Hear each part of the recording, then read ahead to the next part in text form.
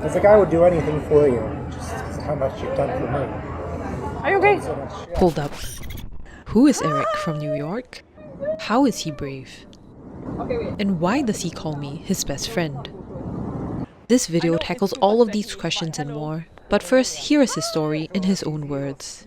30 minutes ago. I was basically a recluse for 8 years. I had never gone anywhere on my own. And now I've traveled the world and I'm in Singapore to meet men. How are you supposed to feel when you meet someone that's literally changed your life for the better and changed it so well? I'm shaking, I'm nervous, but I'm ready to go. I can't believe the day is finally here.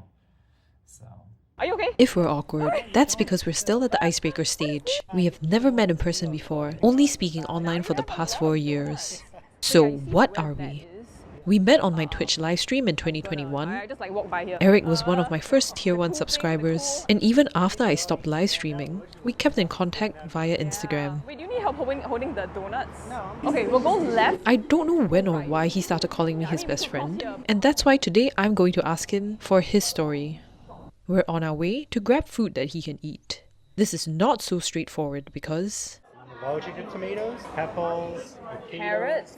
celery. And recently, when I ate broccoli, I had pain in my throat. The chicken tenders, is it possible to get them without sauce? Do you remember how we first met online? I think you were doing yoga of all things. I was just flipping through fitness channels. You didn't have that many viewers, but you seemed kind. And you talked to me. I was like, wow, someone's kind enough to talk to me. And you had a very kind community. Why do you call me your best friend? I talk to you a lot, you taught me a lot. I don't have many people I talk to, I don't have many friends. You generally seem like you personally care about me. And I never really got treated that way by anybody else. That's why I consider you my best friend. I wouldn't have made it to Singapore and any place else if it wasn't for you. I was a recluse for basically 8 years, never really leaving the house. And then I said I wanted to go to Japan, and your encouragement, your pushing got me to make it. So. And now you've been there multiple times. Yes. A world traveler. And you've met people yes. from all over the world. I wouldn't have met, the things I wouldn't experience if it wasn't for your encouragement, your friendship, your kindness to me. You helped me a lot. How can you thank someone that's helped you so much? Impossible to thank you enough, honestly. Yeah, thanks always for saying that. And I know. As I always say, I might have helped you in whatever way, but you are the one taking the action. So congratulations and well done to you. Push. And you did it. Yeah. You continue doing it. Cheers. Yes. the second half of the video gets even more intense. My next question to Eric arises because he tells me a lot about himself. Intimate, detailed details about his past, his present day, and his worries about the future. So I really wanted to know, why do you tell me about yourself? Because you're my best friend, someone I trust. I trust you 121%.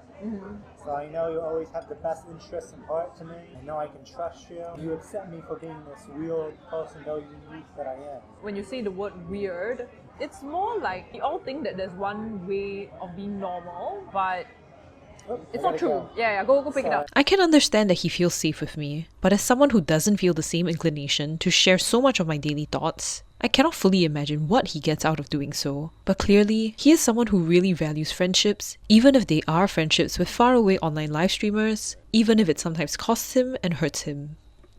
34 in January, but I've never even been on a date before. The therapist thinks that the reason I give gifts is to try to buy the friendship. It's like some people that I met on TikTok, they were a little bit manipulative, like they asked for money, them saying that they're hungry, could you give me money? And they're like, aren't you my real friend?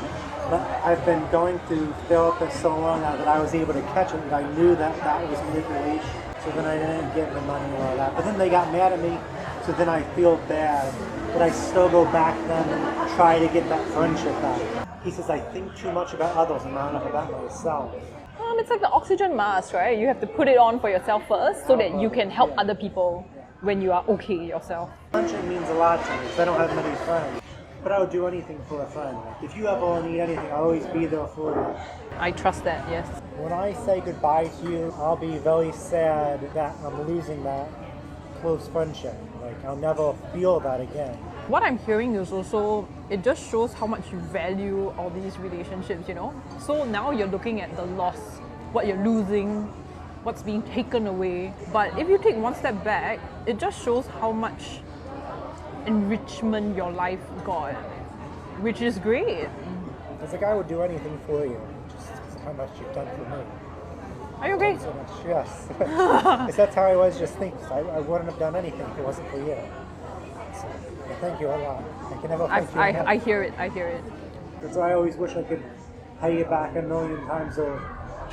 You can pay it back by doing good things with your life, being strong, getting stronger. Yeah, live out your life the way you want it, the way your uncle would have wanted you to live it. 4 years ago, you never thought you would be here. So maybe in 4 months' time, 4 weeks' time, you never know what good things could be in your life. So that's my hope for you also.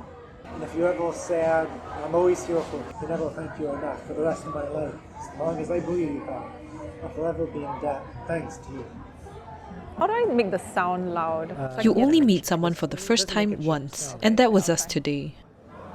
Use it. We'll meet again later for a wrestling show, where I introduce Eric to the foster daddy of my cats. Yeah, that's very, very strange. Can you tell us again, what are you doing today? I am hosting a real pro wrestling show. People might get injured, people might die. I don't know. We'll find out.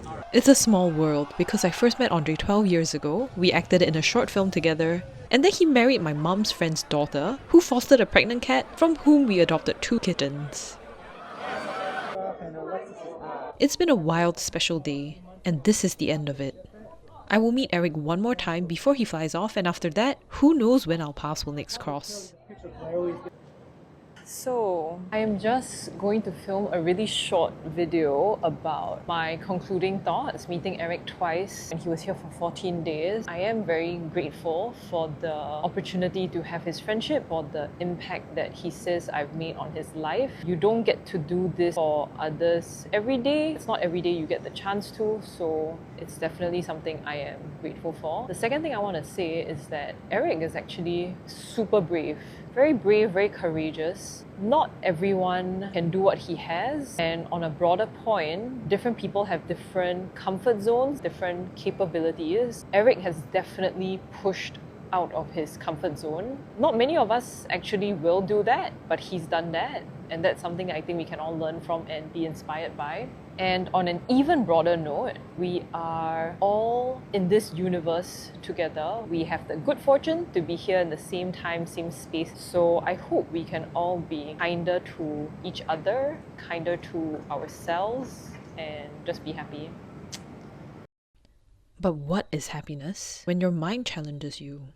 The therapist would say that I meet almost all 8 requirements of obsessive-compulsive personality disorder. They say the best treatment is talking about it, and that's what I do with therapy and that. Do you think you could ever write a book one day? What if people with OCPD, who don't have therapists and don't have friends, they read your book and they're like, wow, Eric's gone through his own things, and look at where he is now. I'm inspired by Eric.